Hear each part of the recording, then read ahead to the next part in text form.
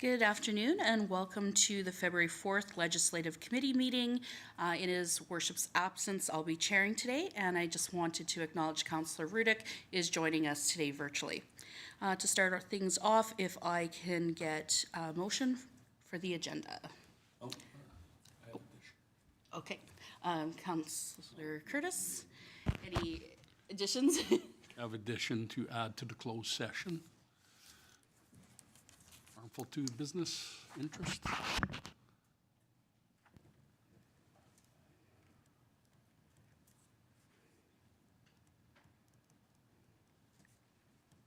Are there any other additions? All right, seeing none, can I have a vote on the agenda as amended? Okay, opposed, carried. Adoption of the minutes. Has everybody had an opportunity to read our minutes? Okay, motion, Councillor Lemko. Any errors or omissions? Seeing none, all in favor? Opposed and carried. No delegations today? Okay, then we will jump right into our quarterly progress report. Manager Jameson Brown, please. Thank you very much, Deputy, Your Worship. Before we slide into the updates when it comes to where we're at for some of the budgetary asks heading into 2025, I wanted to just give you a bit of a rundown as it pertains to the seed department and just 2024 in general. It'll be relatively quick, and then we'll get into those budgeted items to give you an update on those. So just in terms of, for the, I guess, the public tuning in, community engagement, economic development would encompass, communications, marketing, obviously ECDev, as well as tourism, and we'll kind of kick things off with our communications and marketing, and one kind of leads into the other, but our website traffic was up in 2024 15% from the year prior. Some interesting data when it comes to the total website views, 91,984, so we're very close to getting to 100,000 page views on an annual basis, which has kind of been a departmental goal over the last few years. Probably not surprising that some of the most viewed pages in 2024 included, the homepage is an obvious one, but the swimming pool and the aquatic and fitness center, those are obviously key drivers. The employment section of our website, as well as the news section, and that's where all of our general news items kind of get filtered to. Also worth noting that since 2021, which is when I joined the Town of Vegreville organization, and then shortly thereafter we created the seed department. Traffic to vegreville.com is up 40% in that time.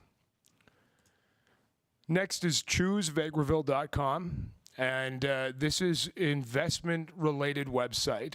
It is meant for those looking at investing or moving to Vegreville. It was up in terms of traffic year over year from 2023 to 2024, 231%. That was a major focus for us this past year. Most viewed pages, probably not surprisingly, Prosperity Industrial Park, local notices, the homepage, business directory, and the quality of life feature we have on our investment website. You'll notice, obviously, there's a pretty big discrepancy between vegreville.com and choosevegreville.com in terms of the total website views, with only 11,721 compared to the high 90s for vegreville.com, but that's purely intentional.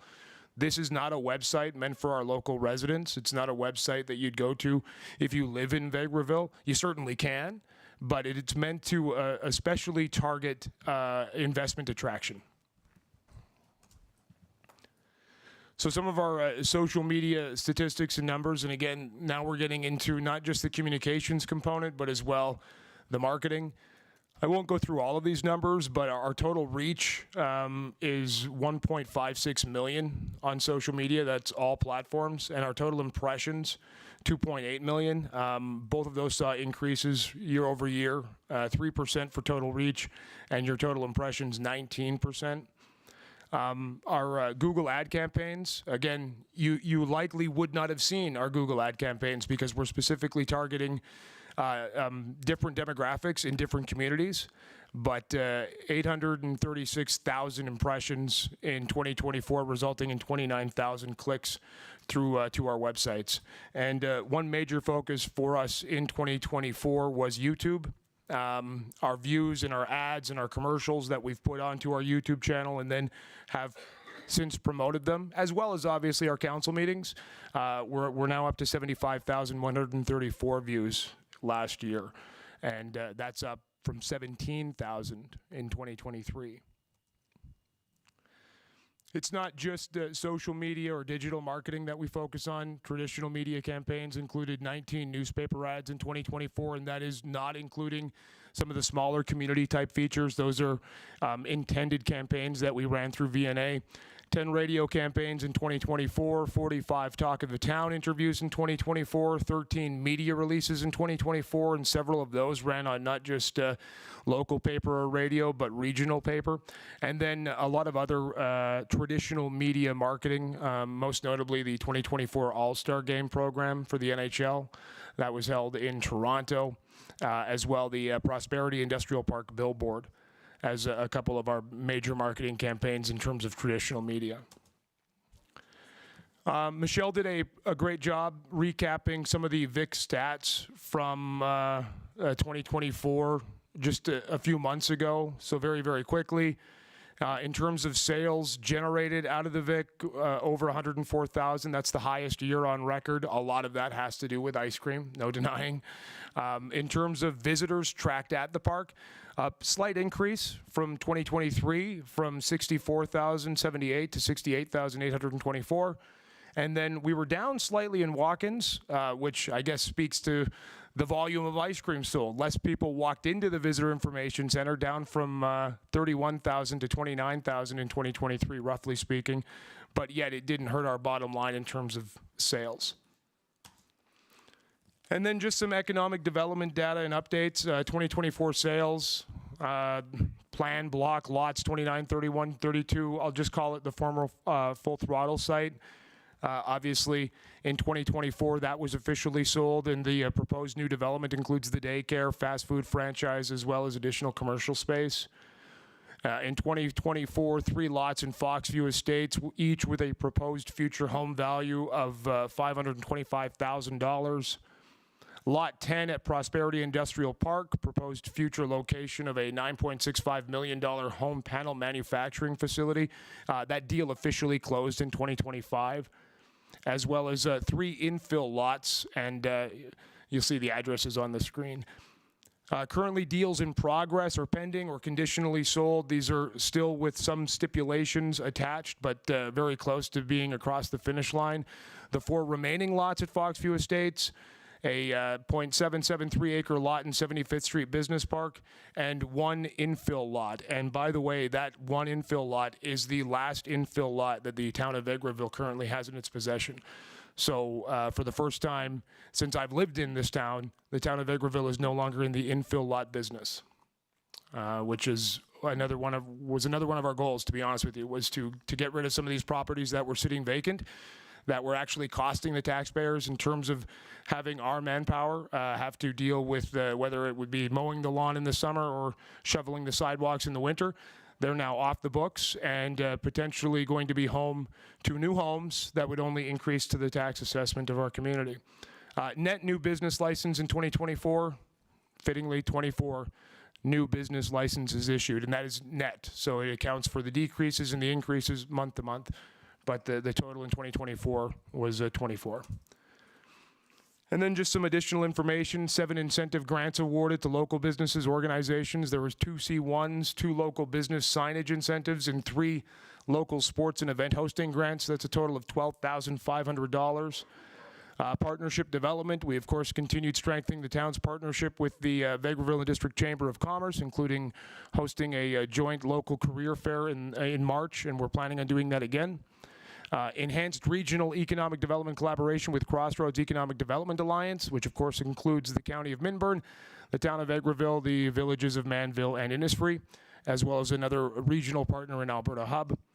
And finally, some other highlights include the continued strengthening of the town's partnership. Beg your pardon, that's a redo. The Vegreville issued BDO zone rating. It was an A rating for wheat straw from EcoStrat. This immediately resulted in leads from industry looking at Vegreville as a viable option, and it essentially validates the potential for investment in the bioeconomy utilizing wheat straw specifically. And then as well, the department won the 2024 Economic Developers Alberta Award for Emerging Talent in Economic Development. So 2024 was a pretty good year. We're pretty proud of what the seed department has been able to accomplish, and we're looking forward to what should be a very busy 2025. Lead generation is key. That's why we focus so hard on social media, digital, and traditional media to create those leads, to get people knocking, to get those phones ringing in the hopes of closing deals. And I think we're starting to see that come to fruition. So before I go into 2025 and some of the requests for this year and some of the goals that we're working on, are there any questions as it pertains to any of that information?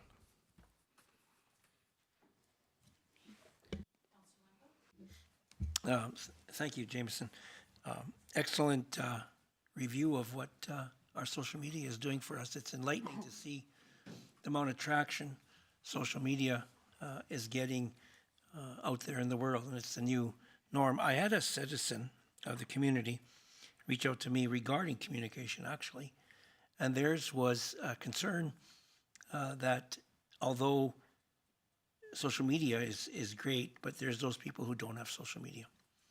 And their concern was that an example would be that with our tax increase this year, which was communicated through an article in the paper with His Worship, but the water bill that featured increase in some of our debenture fees and that we've added to garbage collection and they only knew that when they got their water bill.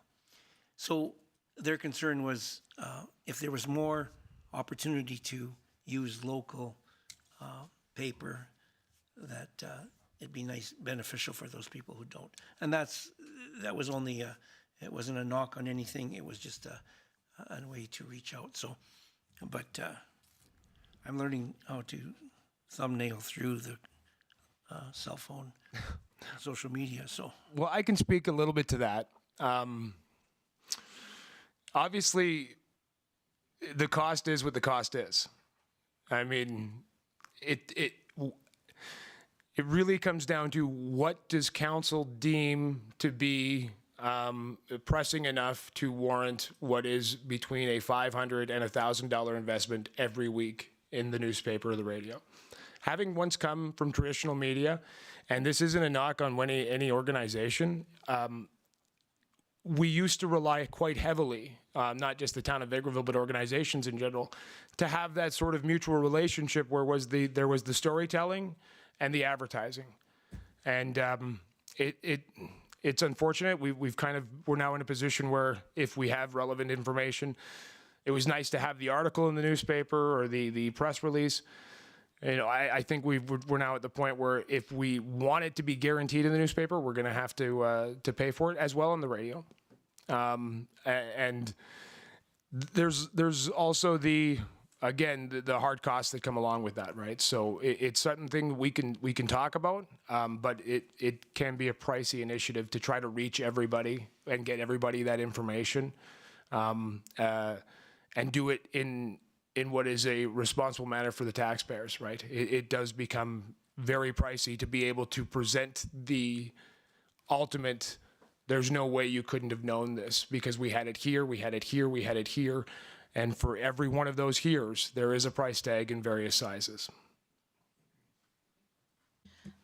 I just had one additional question. First, I guess I would just say that I've seen where the town it's taken a while to develop a new department from the ground up, but we've certainly changed the way we communicate and our take towards marketing, and that obviously can be seen in the numbers. I'm just wondering, Jameson, have we had the ability to, I know there's sales that have happened, but there's also been lots of, inquiries and meetings and discussions. Have we been able to capture or ask in some way these ones that you guys have met with as to how they've originally heard from us and being able to catch it and correlate it to our ads somewhat? Yeah, that's a very good question. I typically ask how people have heard about us. I've actually had 2 phone calls this week, and the quite often the response is, I'm not sure. I drove through, or I've gotten a lot of the I saw your billboard, which is good. But it's funny, whenever you ask somebody that question, how did you hear about Vegreville? What made you think about Vegreville? It's a bizarre thing, because having, again, once worked in traditional media and selling advertising, that's a really tough question for the average consumer to answer, because they don't really know specifically what drew them to a certain element, whether it was an ad that they saw digitally or whether it was a billboard or something that they saw in print. But a lot of the times, the conversations have stemmed from at least some of the more fruitful conversations that we've had, including the sale at Prosperity Park, as well as the sale over at the former Full Throttle site. Those specifically were immediately connected to the billboard. And I think I've shared the story before.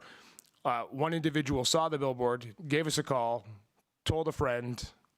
We had a meeting. That meeting then brought a friend, and that's where all of those properties from that one interaction leads to several different properties in town now being spoken for and sold. Thank you, and that definitely... There we go. Thank you. That definitely answers that, and I think it's, a testament to some of that willingness to shift and change. I mean, some of us that are remembering years back, and I'm thinking first years on council in a different community, the only way that we used to showcase our community was going to the trade shows, and they used to put in the booths, and they used to have like the individual communities. The community I was from actually used to do it as a county, and everyone would take turns. And one of the negatives to that was, first of all, it's had a smaller demographic of who was coming to the trade show, but on the same token also, because you were taking turns and having different people work it, you didn't have representatives that were actually experts on your community. Instead, it was, they were speaking for you just based on whatever literature you had sent with them. So I think this is definitely a good shift. Does anyone have any other questions on this portion? Okay, Councillor Bullock. Manager Brown, yes, thanks. Manager Brown, I wanted to ask the question about notifications, sending out notifications through the C department to the public. Sure. What are the general notifications that are sent out right now, and could we modify to include anything else? Right now, it's aggressively snow removal. So we have our text message notification system, and that's the sort of primary one. A few years ago, I met with the then manager of Public Works, and there was a desperate need from his department to try to encourage people to move their vehicles, because it was verging on very stressful for his department, because it was actually taking substantially longer to clean the streets. And as a result, we came up with a relatively aggressive campaign, which included the radio, it included print, it included those text message notifications, as well as social media. So when it comes to those direct in-your-face notifications to your phone, it's right now exclusively snow removal. Could we start communicating more through text to people's phones? Absolutely. The problem, as I see in it, and I've actually explained it to our then Public Works manager, is that eventually it starts to fall on deaf ears. In a perfect world, I would refrain from using text message notifications or any more aggressive form of notifications that, let's call them more intrusive, right to your phone, because one day we may need someone to pay attention to that. And and it may just fall on deaf ears because we've burdened them with a text message every day at 4 o'clock about snow removal. So I'm pretty picky and choosy about what we put out there. In the case of, let's say if it was a water main break that resulted in the shutdown of a large area of our community, we could certainly employ those tools, but I do feel like it would have to have some urgency to be more intrusive on a regular basis. Thank you. Good answer. Yes. Okay, I think everyone's good. Okay, so this won't take long because we kept the department pretty lean this year in terms of some of our goals and budgetary asks. I believe your package will start with the enhanced marketing and advertising. So we had asked for $25,000. The anticipated completion date, this will run with different campaigns throughout the year, all the way through into December 31st, 2025. It is on track. We've spent about $4,000 to date, and that is just for the continuation of our Edmonton International Airport adjacent QE2 billboard. We have paused digital print ads for January, February, just because that's typically what we do. I don't like really hammering home digital marketing until you get into that March, April. Next steps, resumption of the digital advertising, and then select print material campaigns to coincide with that as we get into the spring. Up next, the event hosting funding. This was budgeted. It is on track. Estimated budget $12,000. We have spent none of that as of yet, but that's not to say we haven't done any work. We have officially determined that we will be having a largest egg on spoon world record attempt, again measured by the number of participants rather than distance. This is scheduled for Saturday, August 30th, 2025 to coincide with the Labor Day long weekend. This date may also provide opportunities for additional grant funding. Consultations with the Guinness World Records Company have begun, including a review of their formal contract. Next steps include formally entering into a contract with the Guinness World Records, as well as further event planning and event advertising. Next would be the extended hours at the Visitor Information Center. We asked for $15,000. That would just be allocated to additional staff hours. Obviously, the project is on hold until we open up the Vic for the season in May of 2025. The Pesica Park branded merchandise design, budgeted, on track. Estimated budget for this project was $5,000. To date, we've spent $648.38. A graphic designer has been contracted and the initial deposit has been paid. The designer submitted their first draft of the proposed design, which, it was reviewed for feedback at the Vegreville Tourism Advisory Board meeting yesterday, as councillors Curtis and Lemko can attest to. And then any proposed changes will be discussed with the designer. The goal to have this design finalized by March, so we have some merchandise with the new graphic ready to go for when we open. And then finally, wayfinding signage, budgeted, on track, $150,000. We have not spent any of it to date, only because we've just re-engaged with Cygnus. This is the company that developed the wayfinding master plan in 2023 for discussions on next steps. Conversation is actually expected to take place later this month. We just had an email back and forth. Additionally, we have applied for the Small Community Opportunity Program grant to supplement the project's budget, and we anticipate a response on the grant status by early March. This won't affect whether or not we go ahead with this project, as we've made it abundantly clear we're forging ahead either way, but we figured, you know what, we've got it in the budget. Wayfinding actually fell under the SEOP, so we figured it was worth a shot to try to get a few more dollars. And a big thank you to our Ag Society as well as the Cultural Association. They had penned letters of support for this initiative. And as mentioned, the next step would be the meeting with Cygnus to determine the signage construction and implementation plan. We have already designed the signs. The hard work in terms of getting through that creative process is done. Now it's just about getting signs in the ground, and we're hoping that'll be done by September. Any questions? I guess they're letting you off easy here. Okay, well, I mean, I think we really appreciate these updates, and I know a lot of your stuff. Oh, Councillor Rudick, did you have a question? Sorry. Not a question so much as a comment.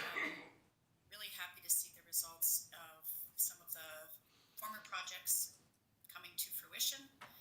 Economic development is a long game, and I'm happy to see some of the policy decisions that previous councils made and this council are resulting in some really positive outcomes. So happy to see what will happen with some of these projects for 2025, and congratulations to Manager Brown and your department. I'm looking forward to seeing more success. Excellent, thank you. All right, if nobody else has anything, we're going to turn the quarterly reports to Manager Newton Brown, Manager of Protective Services. Oh, Newton Brown, thanks. Thank you, Your Worship. I'm not as great as the seed manager here, but I'm going to do my best. Starting with my quarterly progress reports for 2025 for the budget. Engine 1 upgrade. We are in the process of receiving a new engine. It's still on track for May of this year. With that, we asked council for some items that needed to be put on the new engine, just because the current engine didn't either have these items, or moving forward, we decided that we're going to save on some space and get rid of some electronics, and that way we needed some battery operated ones. Everything's been ordered for that. Everything's still on track at the estimated budget price. In fact, we believe it might come in just a little bit lower, but we're waiting for that final invoice. Everything's on order. We're just waiting for everything to come in. Once that's shipped in, they will have the opportunity to put it in storage at the moment, and then wait till the engine goes on there, comes in, and then we'll put it on the engine. We were fortunate enough through the company that we ordered our items from, had a shutdown at Christmas time. So they sent us a few things to play with during that time that we were able to train prior to the arrival of our actual new equipment. So we had a great opportunity there. We actually used it recently, the fan at the leak over at the arena, and it cleared out really quickly. So that's back with them now, and we're hoping that that'll come a permanent thing here very shortly. Replacement hose. We have been neglecting over the years of replacing hose as it comes damaged and worn throughout its life cycle. And we determined last year during their annual hose testing that we needed a new hose. We have no impacts on this right now. We're just waiting on some updated quotes, you know, with everything changing January 1st. Unfortunately, we are just waiting for 3 manufacturers there to get back to us. And then once we get the updated quotes, we'll do the bulk order from there. PPE reallocation, this is on track. We expect everything to be done by May 2025. Unfortunately, the 2 people that were slated for gear this year have left us, and so we had to reevaluate on who was going to be the next 2 people to get their full bunker gear.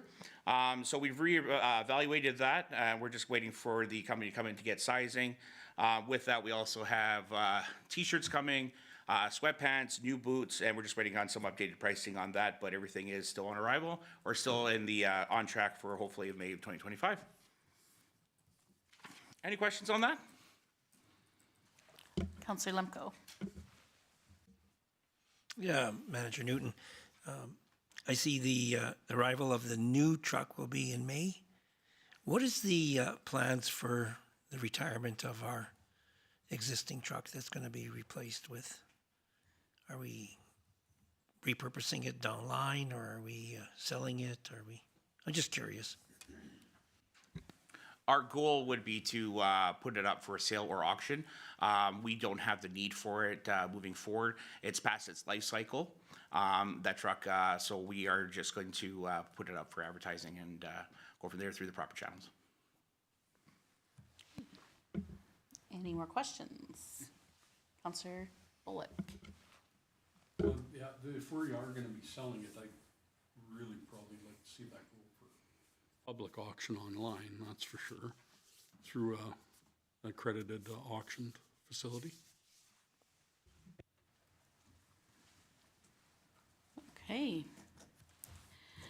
If we have nothing further there, we can move on to your next, which is an Alberta Muni request for decision. Actually, I have a full presentation before that. Excellent, okay.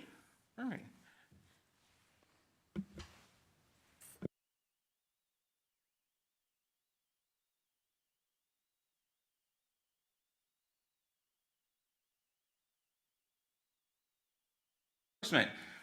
First up on the enforcement is that we have community peace officers employed with us. Sorry, Jameson, keep going. Everybody recognizes Officer Shalane Regier. She's our current community peace officer. And her new partner recently hired is Officer Eric Cocarce, who's joined our team as of November. And I understand that he's causing a lot of waves out there. That means he's doing his job. People are not necessarily happy to see enforcement, but enforcement is part of our job, and we have to follow the bylaws that are set forth in front of us. A lot of people are complaining about snow notices that they're getting or abandoned vehicle stickers that they're getting, but we are enforcing what's in front of us, and we are trying to do our best to keep up with those calls for service. I still, unfortunately, sometimes have to put on a uniform, but I'm out there when officers need assistance, either as a backup officer or if they're away, I'm available to assist out in the road as well. You'll see on the right there, Officer Gurpreet Danju. He left us middle of last year, and he'll be graduating with the Ontario Provincial Police this month, and he'll be moving on to his new policing career. Here you'll see the three of us here. This is the day of the Pazenko Festival, where 3 officers partake in the Pazenko Festival at their request. And we provided extra security as well as traffic enforcement around the town during the 3-day event. And we had a really good time there, and everybody's happy to see us, no issues. We keep the peace, no fighting or anything like that when we're around, so we're happy to help out when we're requested. Our 2 new logos here, our logo was adopted early of last year. These are our new patches that you'll see on our uniforms. We're getting rid of with the old and in with the new, and we've budgeted for these items. So as need replacement comes in, Officer Cocarce, when he gets his peace officer appointment, he will be a peace officer. We'll be displaying the new peace officer patches on the left. This is GPS here. We got the system late last year, or middle of last year. This is a typical morning for one officer. They're hitting up all our areas that we have been requested, and all our properties. So you'll see here that we're hitting the campground there at the bottom right-hand corner. We do that 2 to 3 times a day. The dog park there and the ball diamonds to protect our infrastructure. All the school zones are met as well. And this is from 7:30 to before 9 a.m. that our officers hit these up. So we tried to do our best to make sure that we're hitting all those up for everybody. And this is a typical day for one officer going through town, going about their day. This is in the summer months, so it looks like the officer was doing some grass notices during that time. But you also see there from the times there, they're also still hitting up those patrol zones as well. We are involved in 4 other communities. We contract to Mundare as of November of last year. These are our contract hours. Winter hours are 2 hours a week. Summer hours are 6 hours a week, and we've collected that amount of money in that time frame with that municipality. Same with Toefield, we are at 16 hours a week, and that's our revenue. That's year-round. Lamont, they have a schedule as well, 4 hours a week during the winter and 7 hours during the summer. And the Village of Andrew is a small amount. We're 10 hours a month, and due to the fact that we lost Constable or Officer Danju, we're catching up there now, and we have a very good relationship with all 4 municipalities. That some people request certain officers, and the other ones get along really well. That they're bringing out coffee for them now on a regular basis. These are just some of our stats. I apologize that coming up. These are our reporting method stats. So as you see here, the officers observed 314 of their own complaints. Dispatch, I can't read that number on here. It looks like, do you see that number? 167. Thank you very much. So dispatch, since beginning of them taking over for us, Yellowhead County, they've taken 167 calls for us. That's 167 calls that's freeing up our officers that they're not stopping to answer the phone or going to the municipal clerk as well. We're getting real-time data when those calls come in. If we have a complaint, they give us a call on the radio, and we respond if it's necessarily right away, or it'll go in the queue with everything else. Walk-ups, we have 29 walk-ups there. That means when the officer was out, somebody's actually come up to complain about something. Most cases when we get a complaint when it's a walk-up, it's because we've dealt enforcement with them, and now they're telling on their neighbor. These are incident counts for some of the areas that we deal with. You'll see animal bylaw is on the higher side, as well as community standards. Community standards is our grass cutting, our snow removal. That's how it's identified under the bylaw. And those are our better brothers that we get on a regular basis. Continuing on with the count, snow removal, we've added that in as of recently, so we've dealt with 198 calls specifically regarding snow removal. That's either officer observed or complained about, and those are notices as well. Traffic bylaw is there as well, and that is us going around ensuring that vehicles are moving every 72 hours, they have a license plate on it, and they're in non-contravention with any of the bylaws. As of February 1st of 2025 and beginning of January of 2024, we've taken 665 calls between 1.5 officers. I say 1.5 because our peace officer, Officer Regier, is out of town for most days. In the summertime, we barely see her, unfortunately. So that's basically 1.5 officer job performance, which is really good in that case. Any questions regarding that? More of a comment than a question. I know it's working because I just got 2 texts and pictures and a phone call about the notices on the windows of some vehicles around town. Just wanted to bring it to my attention. He's never seen it before. And he got a call back from the bylaw officer, and he was quite happy with the conversation he had with them, actually. So it was a good thing. It's just a conversation thing, and just brought some awareness, and that kind of brought up the text question for notices for moving vehicles. So it was a good news thing. One thing to point out as well, we've received a couple calls recently from some members of the public. How come our officer's not knocking on the door and having that conversation? Unfortunately, with one officer, if we did that with every interaction that we had to face, we would never get anything done. We can get, say, 20 notices done in 2 hours compared to 3 by knocking on the door and having that conversation, because a 2-minute conversation usually lasts 25 minutes, right? So just want to let everybody know that as well.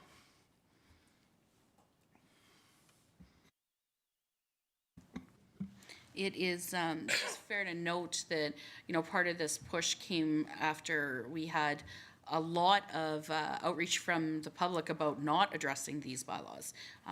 In fact, I remember my first term multiple times where that was a concern brought forward.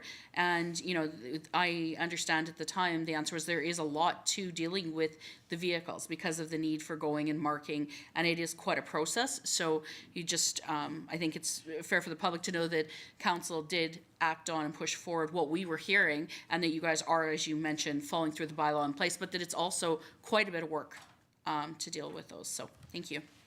You're welcome, Your Worship.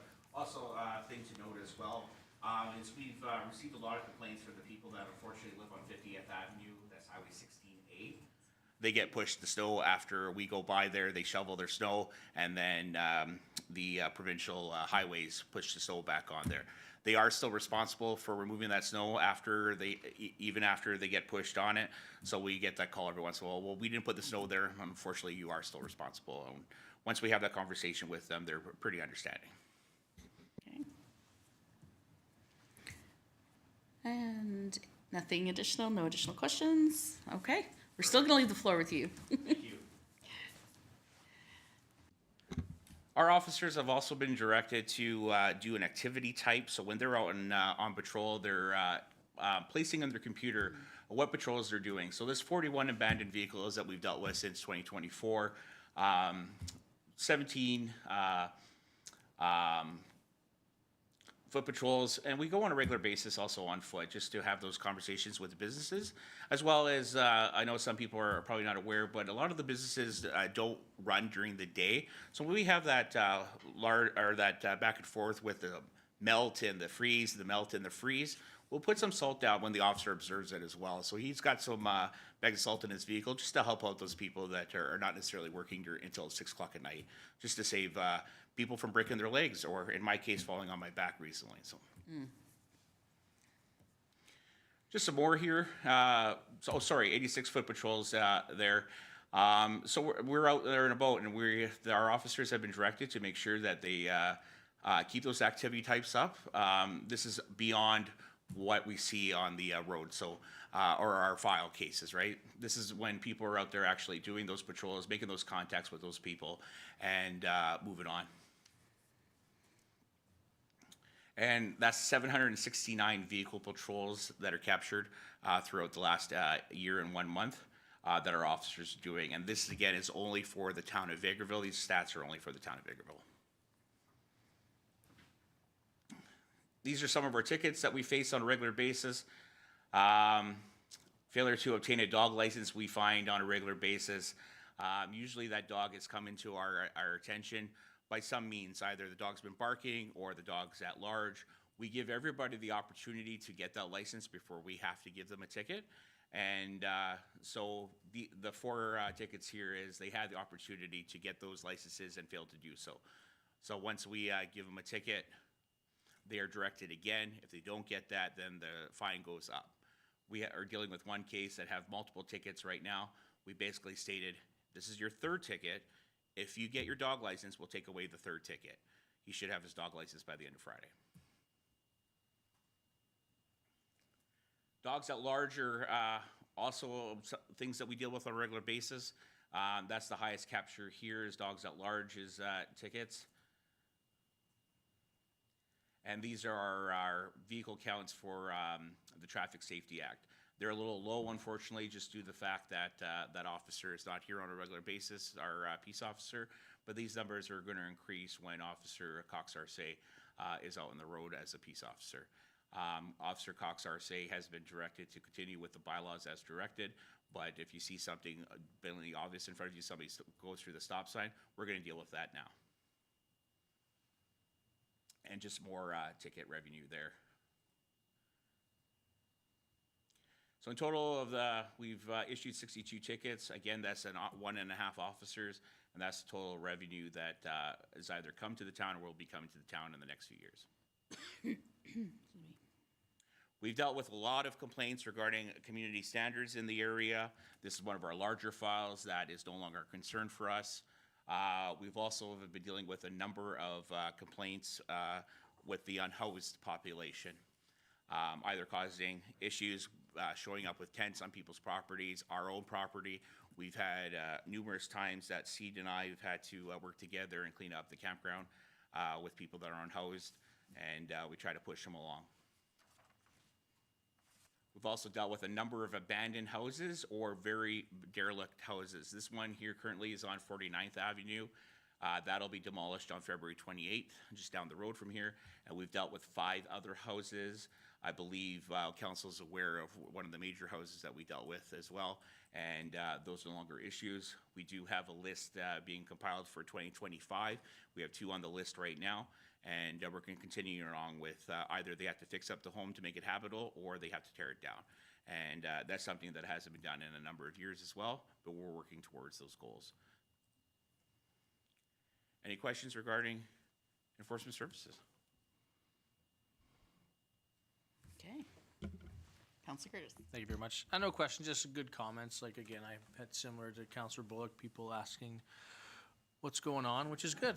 Everybody's out doing their job and their interaction with the folks, and I see them going up by the school during the day and doing their routes and stuff. So it's just good to see that, you know, we're getting back on track with that. So kudos to everybody in that department. All right, then it looks like it's still you. Perfect. Thank you. Thank you very much. This is the fire services side of things. As you can see, that's our building there with most of our fleet that's aging out. But we have that new plan that we put in place last year with the county. That plan has been approved. So as we move along in the next few years, we'll have a brand new fleet.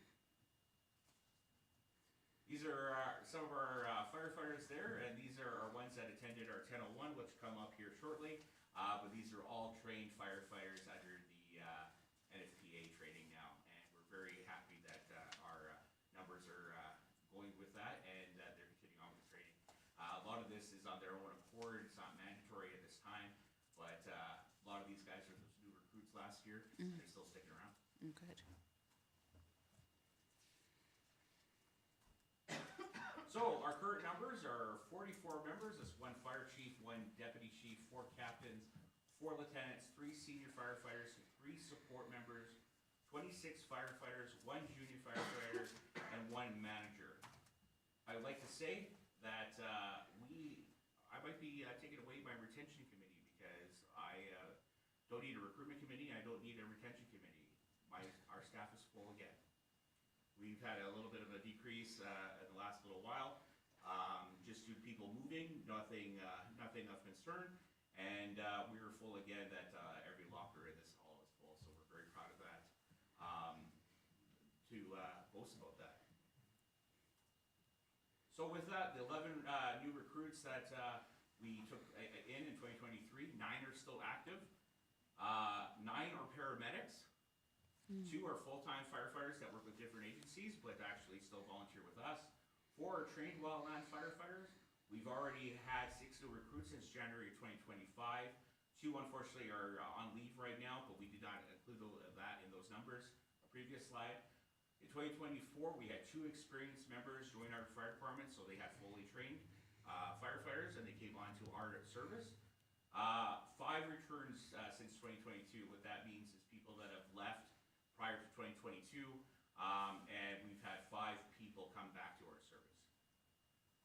5 promotions this year, and 8 firefighters are still employed with us that were previous junior firefighters, which we're really happy that they carried on. These are our promotions in the last couple months. Brandon Ferguson on the left there, he's been promoted to captain, so now we have 4 captains, leaving a spot open for his lieutenant position. So the 3 gentlemen at the bottom there, Cody Axley, Mitchell Wolf, and Aiden Douglas Krill joined Jameson Brown as part of our lieutenant corps. And Dahlia Gladys, Michelle's daughter, went from a junior firefighter to firefighter with us now. We've been very lucky the last year and a half. We've received a few donations through different requests. This here is from Global Medic. This is a skid unit. It's completely capable of fighting a wildland fire. That's a water tank there. This was donated to us free and clear after a request made by myself. The reason why I made the request in 2023, when we had all those wildland fires popping up, not just in the province, but we had a lot of ground fires here.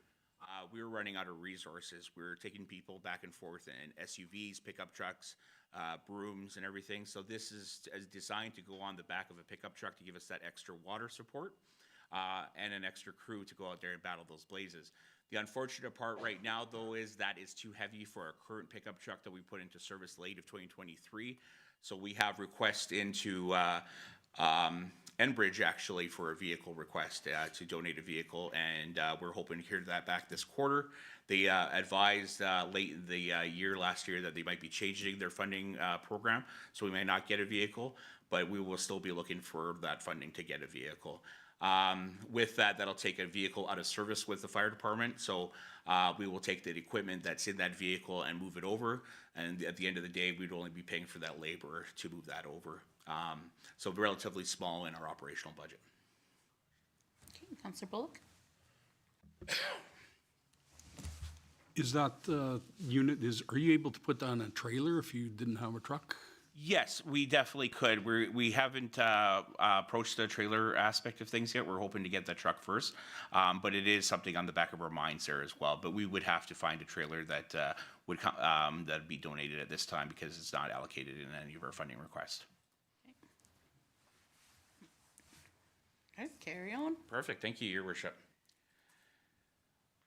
These are our AFRAX radios. We have our AFRAX radios that came into service beginning of January of 2025. This funding request was made to council at $25,000, and we have another $25,000 for this year. But to date, Enbridge has donated $15,000 to us, as well as TC Energy has donated an additional $5,000. With the first grants there, we were only able to get 9 radios at this time. But they are incorporated into all our vehicles that are going into our mutual aid areas. This would have been great. We've been out to Lamont County actually twice last year because they requested assistance on the highway. They didn't have enough members, so we went out there and assisted. But with that, we have the Enbridge grant of this year as well of $10,000 for this year. and with the additional $25,000. So we're getting updated quotes on that right now. Unfortunately, to move over to a new system slowly, these radios do go up every year, unfortunately. So it's a long process, but we're working towards that goal to having one maintained service.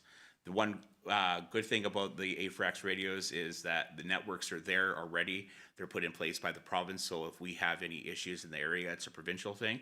We don't have to worry about spending money on new repeaters or technical advisors for that aspect of things. So it's a slow transition, but it's a transition that we're moving forward.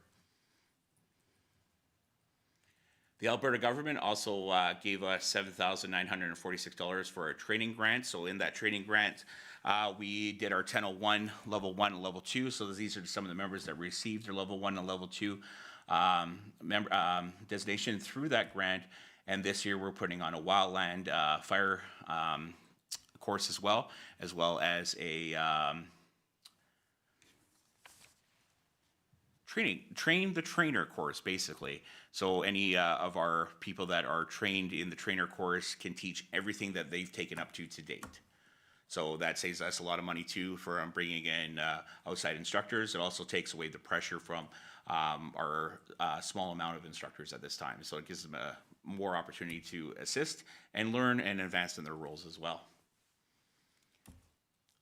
The MFR grant, Medical First Responder, from the province, we were able to get $12,882. So these members here, that's 12 members that were able to get their first medical responder. So we're higher up than advanced first aid, but we're lower than an EMR, emergency medical responder. But we can still provide oxygen therapy, a number of other tools as well. So that's something to boast about as well, plus our 9 paramedics as well. So we are moving forward. Also with the grant, we were able to buy and purchase a new automated external defibrillator and 3 medical packs. We've gone from 2 packs to 1, and the supplies are required for those packs. So when we do respond to a medical emergency, we have those available, and it's seamless to get in there now. Everybody knows where everything is. Everybody's trained to a higher standard, and very few are trained at first aid at this point. We're moving forward and continuing on. We will have the opportunity to apply for both grants that we're just showing again, and we're looking at other funding capabilities for the fire department moving forward.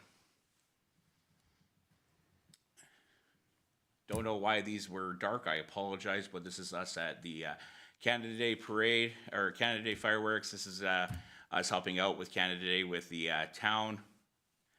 And this is just after a structure fire, our partners in AHS and Public Works helping us out. So we have a lot of good relationships with the public and our partners coming around, and we look forward to working with them. We're out and about doing our chuck wagon first aids. We'll be at the arena coming up in March for the provincial hockey tournament, so we're doing first aid there. We don't just fight fires or respond to emergencies. We're really happy being the public out there and helping out our community as well. So thank you for that as well. Last year, we responded to a total of 217 calls. Those included 69 false alarms. That's our highest mark. 15 structure fires, 42 medical calls, 53 motor vehicle accidents, and a few other things like CO2 alarms, power lines, gas leaks, small amount on that aspect. We did 2 deployments last year, which we were always happy to help if we're available and we have the resources. We put a lot of training in last year as well. Last year we started a critical incident stress management team, so 7 people have that. We're also part of a provincial team, so if we have somebody that's involved on the team that needs extra help, we can actually call in a provincial team, and they're actually dispatched by our dispatch provider, so it helps us out well. We have 15 people that took their 1001, level 1, level 2, 5 people that went out on their own initiative and got their wildland urban interface. This is some of the requirements to go on these deployments, and they did out their own initiatives. We gave them the opportunity to use a town vehicle to go there, but they paid for their own hotel and their course themselves. 9 people took working mines, 2 people took farm extrication, and 2 people went down south to Lethbridge. It's a great opportunity where other fire departments get together and share their knowledge with different things that they're learning, and we get to partake in like heavy vehicle rescue, that type of stuff, which comes in handy because we just had a bus rollover last week, so it does help out with some of those extra stuff. That's it. My great presentation for today. If anybody has any questions. Okay, I've got a couple, just a few little points, just want to double check with you. On the radios, I know you had mentioned 9. So is that 9 in total that we have before any of the grants or this year's budgeting? Is that what we have purchased previous? Yes, so that would have been for the 2024 purchase is 9 radios that we've received and in operation. Okay, and I know the price continues to go up, but can you give us again just a reminder of what the approximate price per unit was? Just off the top of my head, about 35 to 4,000, but I haven't got an updated number this year yet. Perfect. And then just a couple other ones I wanted to ask you about. I guess the first thing I would say is it's really good to hear the recruitment is great, but retention is sometimes a bigger problem. So that's great numbers that you're seeing this on the retention. I think that it is a nice thing the way that we're seeing some celebration of the good. I know myself, and I've seen people in the community are responding well to when our firefighters' achievements are being highlighted through the various social media channels. And I think, especially since we're all volunteer fire department, it reminds people of some of the young people that have been moved up in our community, as well as some that have been volunteering for a long time. So I think that's great. I just had a little bit of a question as to when we were talking about some of our recruitment, what forms we use for recruitment, as well as we now have a junior that you had mentioned had gone from junior. What does that change in what a junior is able to do when they first join the department? And this is more for the public, just knowledge than anything. Sure, absolutely. So we haven't had a need to actually do any recruitment in the last 2 years. Everything's been word of mouth. People have been coming in on their own and applying. New people that are coming in. Our seed manager was able to get one just by meeting a person that's starting a business here in town. A couple of those were returns, but we also haven't had to put out a campaign either. I'm prepared to put out a campaign if needed. I've put some funds aside for that, but honestly, I haven't had to in the last 2 years, and it's been phenomenal. And that just shows what the department's changing to for the better, and people are happy to see that changes. Oh, that's great to hear. Yeah, wonderful. Thank you. As for the junior firefighters, so a junior firefighter is anybody from the age of 16 to 18. Okay. They cannot go into any hazardous environment, but they are able to respond to calls if there's a seat available for them. So they get the same training as we do. We just don't give them the full training to the NFPA standards, but we will put them in through traffic control. They'll be with a person that's trained in traffic control to help out, learn. They're tool grabbers at a call. We need this. They should know where that tool is, grab it for us, and go from there, but they're never put into a hazardous situation. But they still get to be full part of when it comes to our training. They're a full active member. Absolutely, yeah, and we've had a lot of the juniors become firefighters with us. That's why they stayed in, because they got that training. Yeah. And it was a seamless transition. Well, good job. I thought it was a really great presentation. And it's very difficult. I don't think that sometimes some larger communities recognize what having volunteer fire department really means, not only for the fact that the majority of these people are leaving school or leaving work to come, as well as the extra strain and stress that comes when you are often responding in your own community to people that you know well. So it's a good job, and pass that to your department. Councillor Bullock? Just had a couple other questions. Actually, out of all your fire recruits, do most of them live in town, or is there some from the county even, or? Only 2 people live in the county, one being a captain and who has rose to the ranks, and the other one being a firefighter that came from a different department, but he works here in town. So he might not make the first truck, unfortunately, but he's one of the best assets that we have as well, and very knowledgeable. Oh, good, right on. The other question I had, the 69 false alarms, over year to year, is that an average number, would you say, and what's it costing to do those 69 calls? I don't have those stats in front of me, Councilor Bullock. I can definitely get those stats for you. I would say the false alarms are decreasing. Basically, us leaving the fire department. So if we don't leave the pad, they don't get billed. We are getting a number of calls right away saying it's a false alarm, don't need to go. We're getting updated right away, which is great. That's what we want, so we don't actually take out the resources out if we don't necessarily have to. Billing wise, we only bill if we arrived on scene prior to being stood down. Yeah. Thank you. Okay, Councilor Lemko. Well done. It's nice to see the amount of fire that's the firefighters, the equipment, the organization. It's nice to see. I just had one question, and it was regarding inspections, fire code inspections.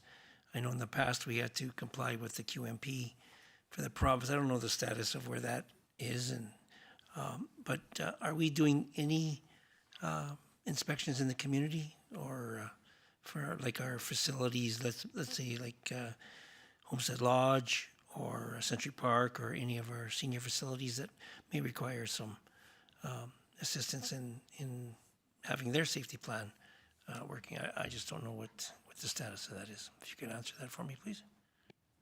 Yes, through your worship there to Councilor Lemko, we have provided inspections on a regular basis for facilities just as that.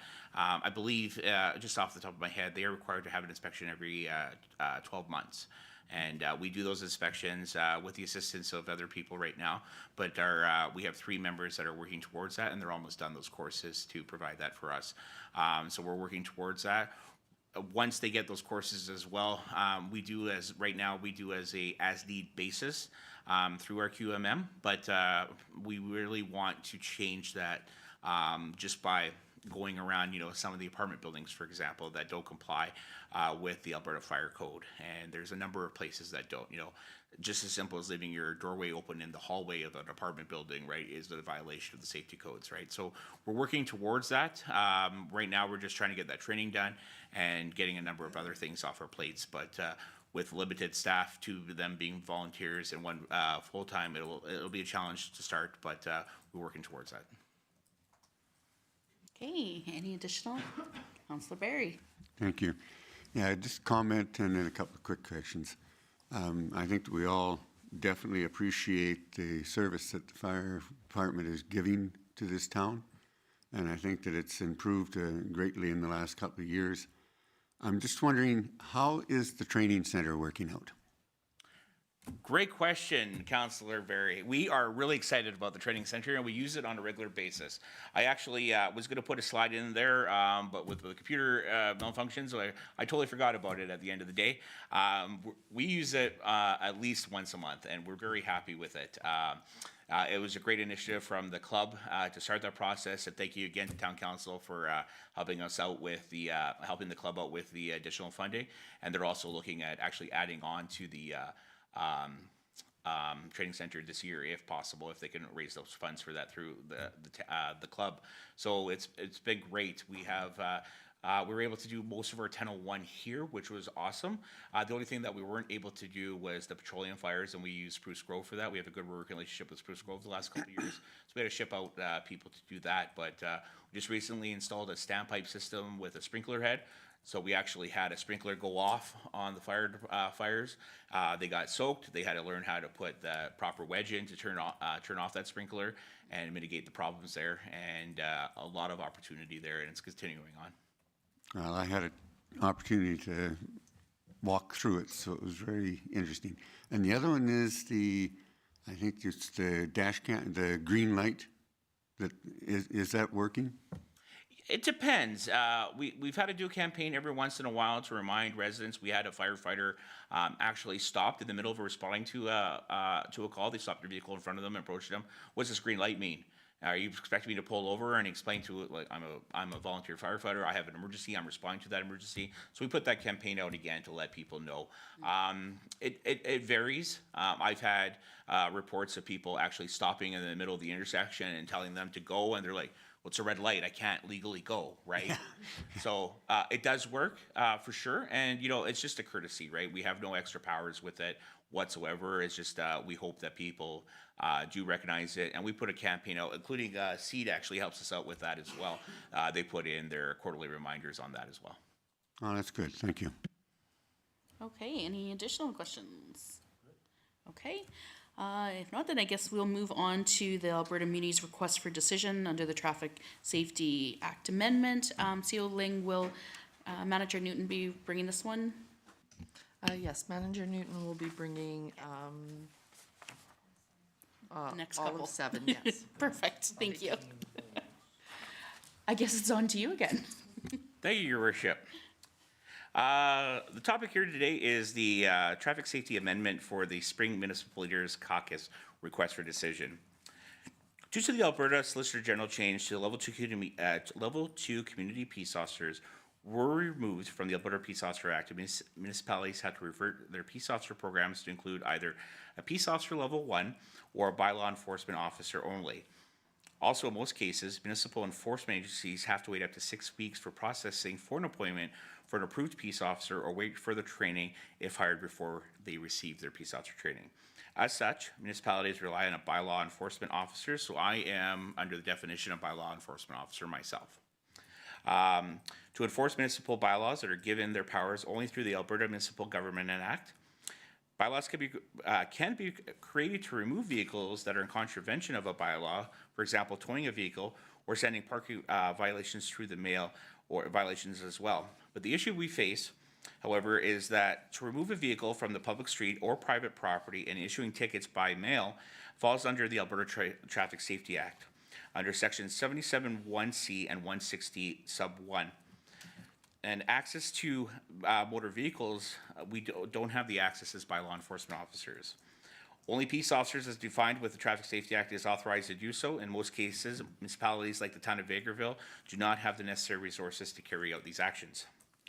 With the support of the Village of Alberta Beach, we are asking Council to submit a request for decision at the Spring Municipal Leaders Caucus on March 6th and 7th to consider the amendment of the definition of peace officer under the Traffic Safety Act to include a bylaw enforcement officer appointed under the Municipal Government Act for the purpose of Section 77 sub 1 sub C and Section 160 sub 1 of the Act. Basically, we're asking not to enforce the entire Traffic Safety Act, but the portions that we're able to under the bylaw. If approved, the Manager of Protective Services has already spoken with the Village of Alberta Beach, and they consented to be a seconder on the request if necessary. I also have spoken with the President of Alberta Communities, who's in support of this initiative. If approved by Council, we'll submit the requested decision to Alberta Communities. And your options are today to submit that request by February 18th for the spring. The Town Council recommends a different proposal, or that you reject this proposal. Okay, who wants to start with some questions? Okay, Councillor Bullock? So the one peace officer that we have that's the actual peace officer now, are they level 1 or level 2? Sorry. They're a level 1 peace officer, yeah. All right. Nobody has anything else. Okay, so CO Ling, would this then be coming down for vote at the next council meeting? Yes, this would have to go to a council meeting for Next a council. request for a decision. Okay, well, if anybody has anything else that comes up before then, reach out to Manager Newton, ask a question, CC everybody so we know, and we'll go from there. I guess you're on to point 2.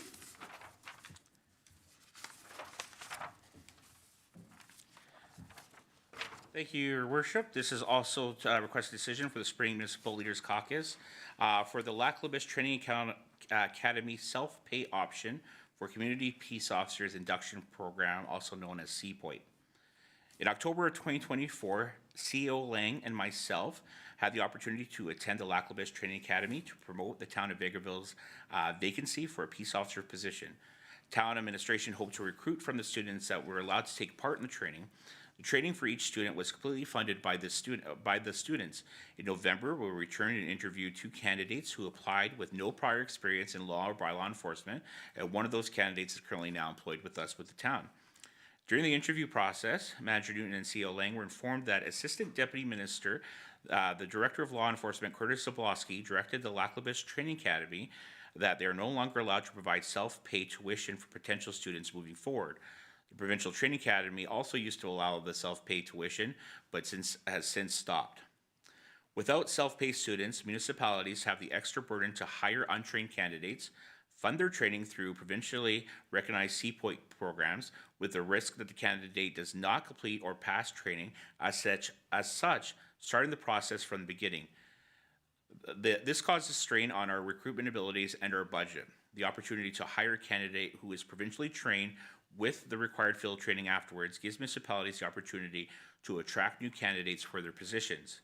With the support of the town of Didsbury, as they also recently received a self-funded student, we're asking council to to submit a request for decision, Spring Municipal Leaders Caucus on March 6th and 7th, for the Deputy Minister to reconsider their decision. Estimated cost for a municipality to send students for training, not including their wages, benefits, or meals, starts at approximately $8,899. Communication strategy for this initiative would be the Manager Protective Service has spoken with the town of Didsbury, and they consented to be a seconder if the request decision is necessary. If approved by council, we'll submit the request to the caucus by February 18th, and or if town council recommends a different proposal, or the town council rejects this proposal. Okay, do we have any questions on this request? Councillor Lemko? I'm just curious as to why the Director of Law Enforcement, Curtis Zablocki, would oppose the tuition. It's like any other school. You pay for your tuition and you get a certificate and then you look for work. I'm not sure what his purpose and what reason was that. Do you know that at all? One of the reasons that he has placed in his memo to Lac La Biche was that they are receiving police training to civilian people without employment, and he was concerned about that. Was one of the points that he brought up. Interesting. Councillor Rudick? Sort of subsequent to what Councillor Lemko was asking, I'm curious as to how this recommendation by Deputy Minister Zablocki is going to answer the need that many municipalities have for finding community peace officers. Do we have an idea of what kind of vacancies there are across the province, or we certainly aren't the only ones that are having a challenge trying to find suitable candidates?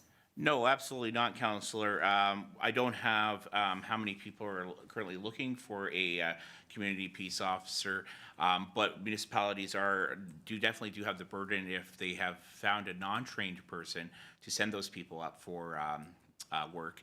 And it could be just as simple as, there is a person found a different community and they left that community. Well, that leaves a gap now in your agency's abilities. So if you can't recruit a trained person, then it's your responsibility to train that person. And it's, again, budget restraints that you're not necessarily prepared for as well.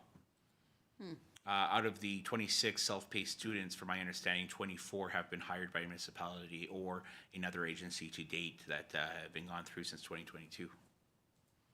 Oh, that seems like, almost to follow up to, that almost seems like an odd statistic. It seems like a success story. If you're saying 24 out of 26, it's just, Councillor Berry? Yeah, I want to follow up on that as well. The aspect, just because the student has gone and paid for himself and passes all the courses, does that necessarily mean that he's automatically a peace officer, or can he only be a peace officer once he's employed?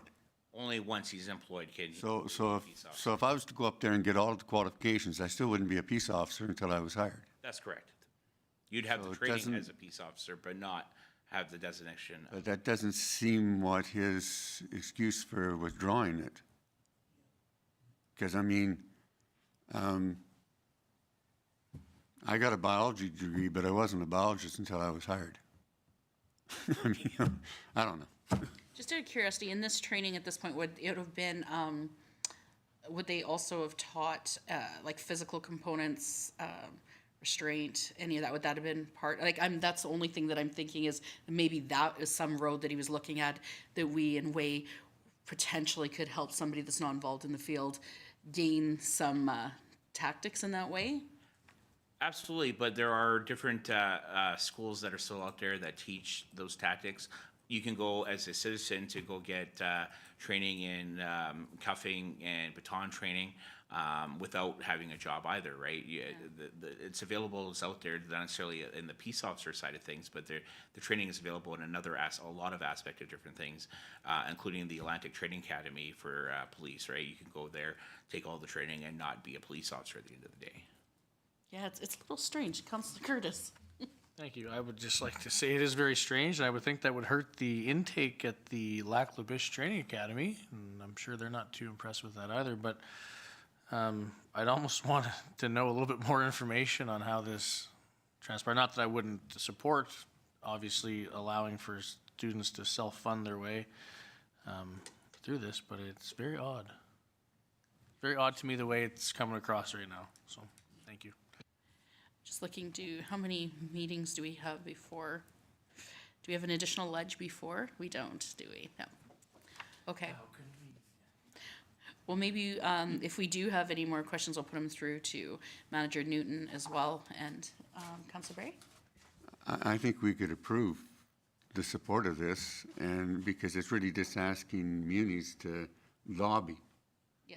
So, I mean, we can move forward and say that we have a concern and would like to get more information on this by having Alberta munis actually lobby to get this reversed. And maybe the explanation comes out of it from then, but we do have a limited time for us to act. So I'd be in favor of approving this and moving forward on it and seeing where it goes from here.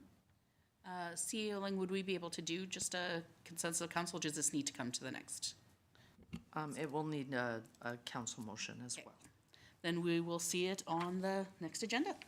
Perfect. All right, and moving on to the Vegreville Fire Department lockbox program, please. Thank you, Your Worship. The Alberta Fire Code mandates commercial properties with a fire alarm provide access for fire departments. Typically, this has been done by the owner providing the fire department with a key for the building. This has become a cumbersome process with the fire service having multiple keys for buildings located within the town. The lockbox program standardizes which type of lockbox the fire department would accept to meet the requirements in the Alberta Fire Code. During normal inspections, we're beginning to advise commercial businesses to begin installing lockboxes with the current system that Minbourne County has already adopted, and all departments will have access in the case of an emergency. By having key access to the building, it allows the fire department to gain access quicker in the event of an emergency, and it eliminates the need to force entry in damaged doors or windows. It will also be more secure than having multiple sets of keys that are tagged and labeled for which a building door to open, and the fire service will begin a campaign to ensure that all properties that are required at this time to have a lockbox have one installed with the approved lockbox. The fire department will also begin the process of having electronic safe for key that's provided for these lockboxes to ensure that all frontline apparatuses have them, as well as the people that have access to the keys are only the people that necessarily need access to those keys. The financial implication for this is $700 approximately for the business owners in town, approximately $4,900 for town-owned facilities, which I have been advised that it is in the facilities budget, and the fire department will begin the process of buying secured key access over time, again, out of our operating budget, so no financial impacts on that aspect. The fire service will begin the social media campaign with assistance from SEED, and department inspectors will advise business owners during their routine inspections, and members will contact affected owners to ensure the lockbox program is communicated and installed. This memo is being presented to inform council of the fire services initiative. Okay, Councillor Bullock. So these lock boxes are for businesses that have alarms only? Well, also buildings that require them, like for example, any apartment building that has an alarm, any commercial building that has an alarm system or sprinkler systems, anything that has an elevator is required to have a lockbox by definition under the Alberta Fire Code Act, Safety Codes Act, excuse me. Okay. Okay, Councillor Lemko. Yes, it's a great initiative, Manager Newton. I think it's important, if you've ever been on a fire scene with an alarm going off at 2 in the morning and not unable to get a hold of the key holder, the frustration of waiting for that, not knowing what's going on inside either is, this is a great initiative for those members attending emergency. Thank you. And our goal is to ensure that we have compliance with Alberta Safety Code first, but we would like to see it added into our bylaw later on as well. So if we do need to, remind residents with some enforcement initiatives, we would have that capability as well. Could you advise us, sorry, this is a number off the top of, you may not have it right now, but I'm just wondering, like for private businesses, approximately how many we currently have where we are accessing by lockbox? I would say less than 5 at the moment. This started late last year that as we were moving along with the inspections that we were advising people that we're going to this. Okay. And we have to by law, right? So we just want to make sure that you're aware in case you get any pushback as well. But Sure. we're going to start those campaigns first, give people the opportunity to do those do it on their own initiative as well. Councillor Riddick.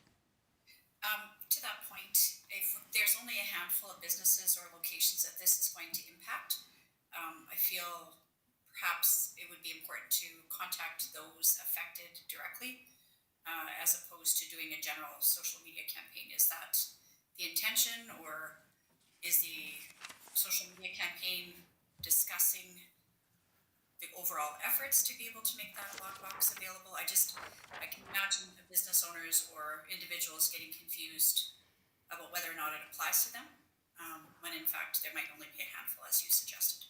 Yeah, yes, Councillor, with the communication strategy, it states here the members will contact the effective owners to ensure the lockbox program is communicated and installed. Okay. Do you have any additional questions? So obviously this isn't a council decision. This is a bit of just an update for council so we're aware moving forward. That's right. Yeah. All right. Okay, I guess you're still up. The draft OH&S, please. Thank you very much, Your Worship.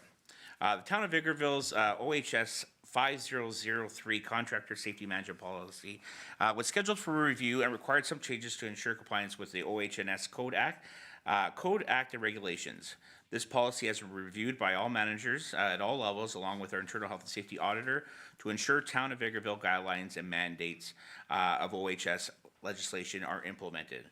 Some of the changes in this policy include updating the department responsibilities for maintaining the policy from community services to protective services, changing the term project manager to the town contact, clarifying that managers may delegate the role in of their staff, introduction of a new contractor health and safety vendor package, and this package complies to contractor pre-qualification forms, contractor orientations, and contractor agreements. Contractors will be required to review and complete the package to be eligible for town contracts, and contractors will need to complete this package annually to be added to an approved vendor list. Adding a release of liability of the Town of Vegreville regarding claims, action, losses, and damages, expenses, and costs relating to the contracted services. Specifying all contractors required to provide proof of valid certificates, tickets, and their own OH&S policies and procedures if applicable, and adding annual review timelines for reevaluating the approved health and safety contractor packages by the senior management team to ensure the Town of Vegreville and OH&S compliance are met. There are no immediate financial impacts to this policy. Contractor safety policy, ensuring compliance with this policy mitigates the risk and maintains our core standard. And our communication strategy, once approved, the updated policy will be shared on our town website with the contractor health and safety package, having a landing page in its own opportunities tab for quick access to applicants. Annual renewal reminders will be provided by ECDEV newsletter and included in the business license renewals, and managers and directors will be expected to be expected to communicate the updated policy to their employees and provide applicant contractors with all required information. Your options today are the town council may accept the proposed amendments to the OH&S contractor safety management policy and approve the updated policy at your next council meeting. You may recommend further amendments, or town council may opt to make no changes to our current policy. Administration will update the review date to be passed at the next council meeting. Okay, who has some initial questions? Counselor Bullock. Actually, I'd like to see the previous policy as well to go through it and the bylaw. So I think I'd like to see that first before we go ahead and approve anything. Have we, Manager Newton, have we been running into a problem with our contractors at all, or? Nothing that comes to mind, Councillor. This is just to make sure that we are compliant with the new OHS regulations and updating some of our standards that we've been promoting, but haven't necessarily put in policy yet. Okay, do we have any other questions? So there's no, we're not looking to pass this because of a specific provincial mandated by a timeline or anything at this point, right? No, not at all, but we are trying to get all our bylaws all our policies passed prior to March 24th. Okay. And then move along from there. Just wondering because there is a request to be able to look at our previous bylaw, as well as his worship wouldn't have an ability to go through the legislative, whether it might be appropriate to just put it on to our next legislative for review. We have time that we can add this to February 18th ledge for discussion again. Okay, perfect. Thank you. Okay, well, it looks like you're almost like off the hot seat here. Nobody has anything else for Manager Newton? We've given him a bit. Is that my last thing? Yeah, I think you're on your last. You've been beaten up enough. We do not have, there isn't an update from Director Lefebvre. Okay, perfect. Moves on to Director Saskew. Draft taxation, please. Thank you. I have here the derelict and, as it opens, just a moment, taxation of derelict and vacant lands policy. So this was presented to you at the last legislative meeting, and this is now updated. So at the last legislative meeting held on January 21st, 2025, and the council meeting on January 27th, 2025, administration presented the draft policy FIN 6011, taxation and derelict vacant land policy, and bylaw 01/2025 derelict and vacant property assessment subclass. To begin discussions to create property assessment subclasses for derelict and vacant properties.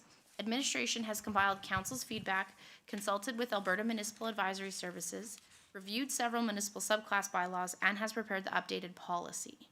Only minor changes have been made to policy FIN 6011 presented on January 21st, 2025, including the addition of section 5.1.3 to include an exemption for R1, R2, C2, or C3 zone properties whereby the assessor or CAO deems there are restrictive rights of way, easements, or irregular lot sizes inappropriate for construction of inhabitable property. Financial implications. There are no current financial implications of enacting this bylaw. The taxation rate of the new subclasses will be taken into account when calculating the 2025 mill rate for purposes of 2026 taxation and notices of assessment. So not for this May, it'll be for 2026 May tax notices. The additional tax on vacant and derelict property will allow for a lower mill rate on the remaining occupied property. Rates for derelict and vacant residential and vacant non-residential would be set in the annual taxation rate bylaw. Once again, that'll be in spring of 2026 at the earliest. If this bylaw is passed and the related policy, the assessor will apply the new subclass to the 2025 assessments, and new rates will affect the 2026 taxation year. Senior management and the assessor will be informed of council's decision. Public education will follow council's approval of the policy as a whole prior to the second and third reading of the bylaw. So I will go into a little bit more detail with that before we go to the options. If council is happy with this policy today, and we have, so to say, a consensus of council, we will be doing a communication of this policy. So we will be planning to do a newspaper ad advertising to come to the open house. We will also, the mayor had talked about like a submit questions to the mayor regarding this new policy, so we can do a radio Talk of the Town, where the mayor is involved with that. We also were talking about doing a Talk of the Town for the 20th of February, saying, come to our open house. Actually, sorry, before the 20th. So the Talk of the Town on the 20th would be, on the 24th would be for the mayor, prior to the open house, which we are actually slating for February 18th, if that works for everybody. The Talk of the Town prior to that, I will be on there discussing the policy and what it means for people, and then recommending them to come to the Talk of the Town. So once again, sorry, I'm just reading my scratch notes here. So newspaper ad prior to the February 18th proposed open house, Talk of the Town prior to the February 18th proposed open house, an open house on Thursday, February 18th from 11 a.m. till 3 p.m., and then a Talk of the Town after the proposed open house on, it would be a 20th recording for the mayor, and it would be airing on the 24th. So that is our communication plan as it is right now. If the policy is consensus of council, obviously, if the option 2 is chosen, where there's recommendations for changes to administration, we'll push back the open house and move that maybe into March at this point in time. Okay, I just want to check, are you guys missing, everyone's missing a sheet on that one? Okay. Yeah, Is it a group project now? we just, our numbers, we didn't have the whole printed package. Oh. Okay, I will look at it on here. So there is, do you need me to read anything? There's 6 pages of the policy. I have it here with Councillor Lemko. Okay. So Yeah, and I can look at it on my phone, so, okay. As long as everybody else is able to access it, we're. And this is the same policy that was presented at the last legislative meeting, with the addition of just that one paragraph.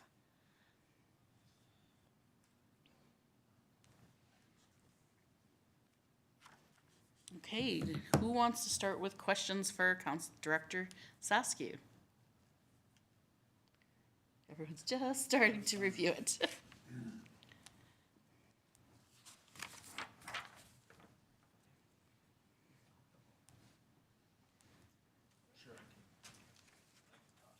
Okay, thank you very much.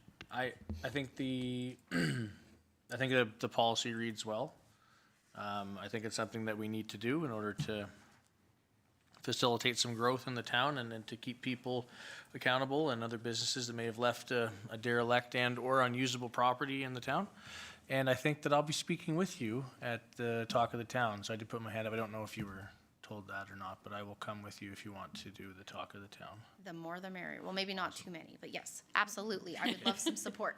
I haven't been on one in a while, so. Absolutely. We also had noted that any questions that other people may have, when we do the newspaper ad and the Talk of the Town, we will also advertise that, similar to what we did with the museum deaccessioning, any questions can go to the Vegtown email, and so we can compile those and also address those at the Talk of the Town that the mayor is planning on doing after all the engagement pieces. okay. Any other questions? Councillor Barry? More a comment than a question. I was pleased with the way it was before, and now it's even a little better with the added protection for that one area there. I think this is a good policy in support of the bylaw. And I think that with the bylaw and now the policy, I think then we're clear to go. I just wanted to try and get a little clarification on the dates that you were giving there. You said for the 18th of February? Yes, that's a Thursday. Or Tuesday. Tuesday. I wrote down Thursday. I'm thinking Thursdays are the Talk of the Town. So it's the Tuesday, the 18th. It is before we have our legislative meetings. So then Okay. I was wondering that. So yes, the 18th is still the planned day, but it's a Tuesday. So then we would all be here in the afternoon for a legislative meeting. So whatever councillors can attend, obviously that's wonderful. And The open house would be prior to that. absolutely. And today you're looking for just a consensus of council, so we can start with that. Absolutely, yes. If we don't have consensus of council, we're not gonna do the advertising of everything. Well, I guess I would just start by saying that I know a lot of work was put into it, and I appreciate that there was a lot of change and adjustment.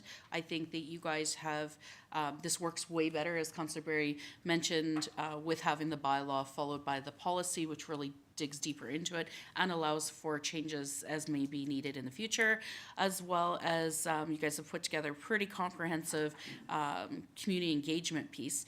So I don't think anybody should be able to say after this, with all of these steps, that there wasn't an opportunity to bring everything forward to us. And I think the most important thing is that they know that we put these forward because this is what's in front of us, but council is willing to adjust should something, you know, come up. That's the whole reason why we encourage people to actually engage with us instead of engaging potentially just with each other or talking amongst each other when they can't answer the questions. We're gonna have the right people that can actually answer the questions. So I guess it's just an encouragement for the public as these engagement opportunities come forward, please take them.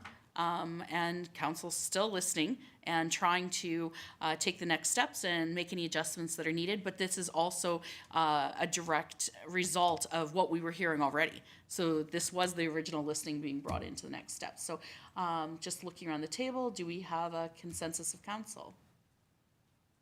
I would say you're good to go. Excellent, thank you. Thank you. Next is request for tax penalty forgiveness. Okay, that is me again, just opening. Okay, so this is a letter to council. It is the public trustee of tax roll 183300. The public trustee has been appointed as trustee to the State and Financial Affairs of, which has been redacted, under the Adult Guardianship and Trustee Act as evidenced under court order. We have accepted our offer to sell the property for $20,000 with the closing date of July 31st, 2025. This offer is unconditional, so the property is firm sold. We were not aware of the recent penalty of 15%, which was on all tax balances outstanding as of December 31st, when we accepted the offer. As of November 2024, taxes due were $16,857. However, with the current amount due of $19,386, the sale proceeds will not cover the closing costs. As a trustee, we have the fiduciary duty to make decisions that is in our client's best financial interest. In order to conserve their estate, our intention was to have the property taxes paid out of the sale proceeds. The public trustee is requesting the 15% penalty to be waived and outstanding taxes to be maintained at $16,857 until the deal closes. This will allow the taxes to be fully paid out of the sale proceeds on July 31st, 2025. We've been very cooperative with the town in managing this property since our appointment. They are a vulnerable Albertan, and we're hoping you can help us support them financially. Should you have any questions or concerns, please feel free to contact our office. And it's from Cavish Aurora. I will note one thing prior to us discussing this. If we maintain taxes at the $16,857, that means that council is waiving the 15% penalty from December, plus our taxes go out in May and they are due at the end of June, the last business day of June, which I believe is the 28th this year? 30th. Or the 30th, Monday the 30th. So then the closing date is July 2025, the end of July. So then that would also mean that we're waiving the current year taxes and the penalty on the current year outstanding at the beginning of July. So there's 3 different parts of this ask if we want to maintain property taxes at $16,857 until the deal closes on July 31st of 2025. Okay. Councillor Bullock. Only question I have is, there was no administrative errors on our end or anything going forward with this? There was no administrative errors. Okay, that's all I need to know. Okay. Councillor Curtis? Thank you very much. Do we know what the potential taxes will be? Because the property has significantly changed from what the previous taxes would have been. Yes, and there was already another levy with it being bare land. It's about $800 annually. So then it'll be $800 that you're waiving, as well as 15% of $800, which would be our penalty as of June 30th if that amount was unpaid, because it's only on the current year taxes outstanding in June. Correct. Okay, and this, like the others, will have to come down to the council meeting. Does anybody need any more information on it this time? Okay, Councillor Berry? Thank you. Yeah, this is a situation where, generally speaking, we say if there's no administrative error, we don't waive anything. And the aspect is I find it difficult that somebody who is working as a trustee doesn't make themselves aware of what the situation is. So, I mean, if we don't waive the taxes for somebody else when there's no administrative error, I find it difficult to enter in on waiving it on this situation here. I would say that the person that, or the ones that are acting as public trustees and et cetera on this are the ones that have made the error. And I can feel for whoever's estate it is, but town administration didn't make an error. Councillor Rudick. I understand what Councillor Berry is saying. I guess the challenge that I see here is that public trustees would be unlikely to have this situation where land values don't cover closing. In most cases, I would imagine that they're selling a property with a building or a structure on it, and there's some hope of recouping the cost. I wonder if there's anything that we can do on our part moving forward. It's unlikely that we would have this come forward again, but is there something that we need to have in terms of our sharing of information with a public trustee or another party that would identify this issue? Because I can understand the compassionate part here of selling the property. I'm not certain why the closing date is so late. It's quite far out in the year, and additionally, every municipality has a bit of a different timeline for taxation. So depending on the public trustee to be aware of that requires a certain level of intricacy that they may not have access to. So I'm wondering if there's something on our part as a municipality that we could share or that would be attached to title in this instance that would be available to a public trustee or anybody else. Okay, Director Saskew. I can confirm that we have been in discussions with the trustee over a period of time. This property has also gone up for tax notification since they have taken over as public trustees. So they have gotten likely the tax notice. I can't say for certain just what I'm looking right now, but they likely would have gotten the 2024 tax notice as well as all the notification documents from us as well. And on the tax notice, it does say the penalties as they are incurred. Okay, well, we know that we can expect to see this back. In the meantime, if we do have additional questions, then for council in consideration of this request, again, thank you for the clarification point that the request is 3 parts actually, so that can be part of the additional discussion and decision as either an approval or rejection, as well as potentially a portion thereof, just because it is actually 3 different pieces. So just some things to think about. Councillor Berry? Just one question. It says it's unconditional, but this property, would it then be developed and put back onto the tax roll? It still is on the tax roll. It is in the public trustee's name right now. So it's not a town-owned property. It is in the name of the person that is under public trustee. So we have been taxing this property even since it became bare land. So But it is a matter of being sold to a third party. yes, but because the sale date is after the taxation date, Yeah. they'll get credit for taxes. So if we say that there will be 0 taxes up until July 31st, 2025, we would be effectively waiving the whole year's worth of taxes because we can't pay portion of the bill prior to then. Yeah, fine. Right. Okay.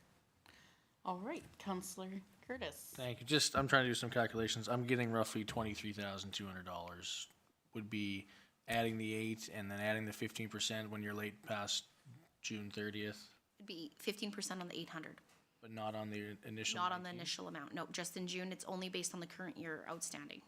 Oh, That makes it better. Yeah, so it's a little bit. that's different. Thank you. Time different. Yeah, so the penalty in December was $25,28.70. So it was a significant penalty. This property has had some significant expenses added to it from the clearing account for accounts receivable based on our municipal enforcement orders on it, as that was that derelict property that we had to take down due to safety issues.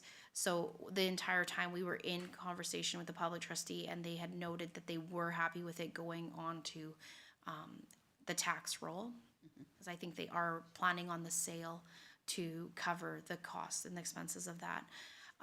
One thing I was going to mention to them is if they could possibly move up the closing date to even the beginning of June, they can avoid the 800 and the 15% penalty on that part of it, because they wouldn't have to pay, and then they would get credit for their portion of the year with the real estate transaction closing. Right, that's an opportunity to at least work with them as well on that. Or advise them that that's an easy way around that one. Yeah. Did you have additional? Oh, sorry, okay. All right, thank you. Thank you. Nothing from CO Ling on this portion, so we, at this time, will move to the roundtable discussion. So opportunity to tell us what you're hearing out there, and we're gonna surprise her. We're gonna start with Councillor Rudick. We'll let her lead us off. I got nothing. Okay, all right. Oh, and then I guess we're on to Councillor Lemko. Thanks, Your Worship. I have one item is brought to my attention regarding a residence, the fourplex on 50th Street at fire. Is there an update on what's happening with that? Like, is there anything going on with that? No update at this time, Councillor Lemko. The last we saw movement in the house was mid-December. Looks like the insurance company was in there removing a number of items. I'm not sure for restoration, but it is on our to-do list to follow up, and we want to make sure that we do that sooner rather than later, just so we can keep up with the derelict property. So it is on our list to do, and it's been identified. I don't know. I know His Worship usually tries to change it up, but I think we're going right to Councillor Curtis. Look at that, some consistency over here on the. What did I have? I had a resident who had a noise complaint that's been happening over the last few months, so I directed them to the online form and as well the Yellowhead after hours number if they need, because they say it continually happens at night, so hopefully they can take advantage of that and get something into our bylaw, folks. And then just some buzz around the dirt being moved over at Full Throttle, the old Full Throttle place anyway, to kind of map out where the new plaza is supposed to be going. And then just so a lot of questions around what's going to be PV Mart when PV Mart's gone. I know nobody really knows yet, but that's the buzz is what can go in there, and I don't know that we know yet because I don't think PV Mart's done with what they're doing yet either. So that's all I got. Okay, we're gonna go Councillor Barry. Thank you. Yeah, I don't really have anything other than questions being asked about what's happening in Full Throttle, what's happening in PV Mart, what happened. So nothing really of concrete evidence of anything. I just kind of throw my hands up and say, I don't know. Okay, Councillor Bullock. As for what I mentioned to Manager Newton, just about the parking notices, that was the phone call I got and the text that I got about that. And just one item that we're going to talk about in closed session. That's all I got. Okay, well, for myself, just a couple little things. I was away quite a bit of time, but I did manage to catch a couple phone calls. One was just, again, in some concerns about the blockage of more than one of the intersections by the train.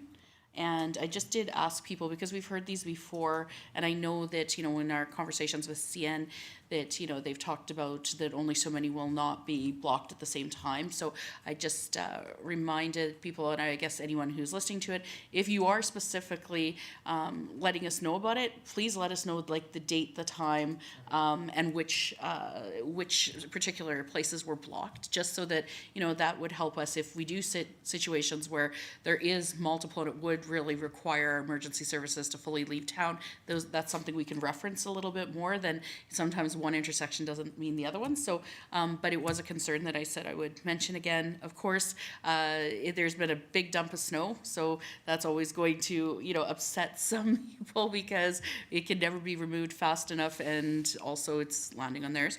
But the one other question I had, and I don't know if you'll be able to answer because our Recreation Facilities Manager isn't here today, but somebody did actually watch us on YouTube and was wondering, and this may have been answered at a time when I was away, I just double checking, have we ever had confirmation, I was asked about the Wi-Fi at Prairie Tales. Do we know if that situation's ever been fixed up? And I'm sorry if the manager's not here today, so it's a little difficult, but. My understanding is that the Wi-Fi is working. The issues that they were having were that they kept saying it was the Wi-Fi was with the cameras. We have since figured out that the issue is with the cameras, and I think new ones were ordered, but I'm not sure if they're installed yet. Okay. I have to get a follow-up on that for you. Okay, excellent. Well then, that's all I actually have. Looking at director's highlights, Director Sasky, do you have anything additional for us? I've got just a couple things. So I have been continuing to work on year-end and our IT changeover. The year-end work will continue to be our focus in the finance department until the annual audit takes place the week of February 18th, 2025. I do have an update on the deaccessioning of the museum. I did have some ratepayers come to the front desk asking why we haven't done the report yet. That's because we're not fully done. So the deaccessioning of the museum has continued. Approximately $60,000 has been collected during this process, but there remains costs and other items related to the removal of the machinery and the sale of the scrap metal to be done before the final report is prepared. The steam tractor is to be moved to Passaic Park. Other machinery is being moved to the Ag Society, and the Don Mazankowski statue is slated for the Heart Institute. These balances will remain as deferred, with revenue to be recognized once the deaccessioning process is fully complete, so that we can make sure we are picking up all costs and other related revenues from it. And like I said, the 60,000 is a rounded number, so it's slightly more actually at this point in time.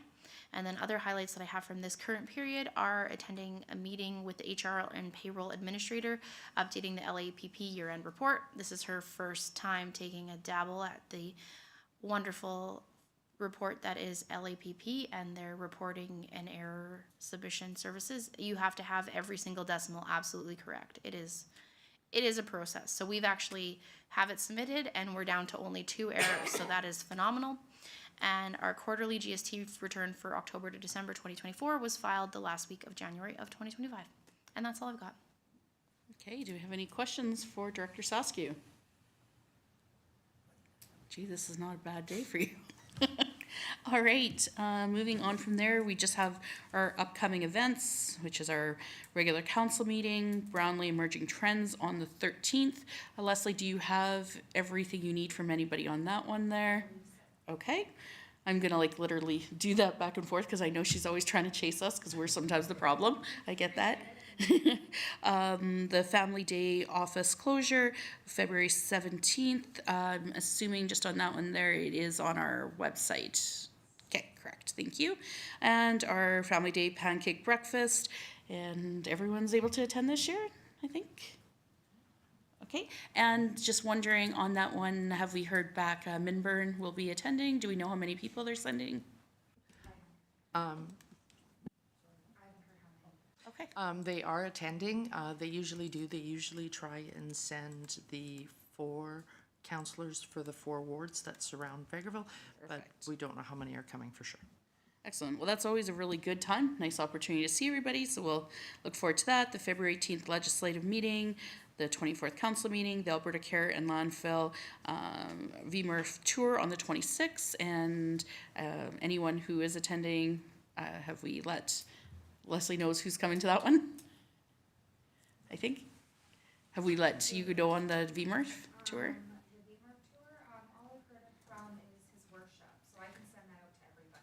Okay, maybe that's a good reminder one, and the legislative committee meeting on March 4th.